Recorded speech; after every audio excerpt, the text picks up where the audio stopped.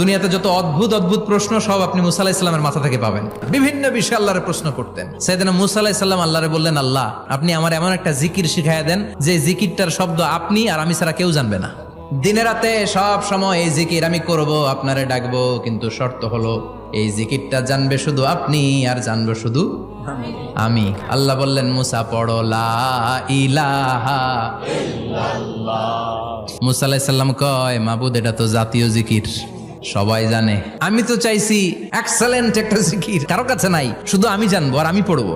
আল্লাহ বললেন, মুসা এই লা ইলাহাকে যদি এক পাল্লায় রেখে দাও, তাম বিশ্ব 7 আকাশ 7 জমিনটারে তুলে যদি তুমি আরেক পাল্লায় রেখে দাও, লা রাজাহাত কাফাতু লা ইলাহা ইল্লাল্লাহ, মুহূর্তের মধ্যে লা ইলাহার পাল্লা ভারী হয়ে যাবে। ও মুসা, তুমি যতই এক্সক্লুসিভ জিকির চাও, লা ইলাহার চেয়ে দামি জিকির আমার কাছে নাই।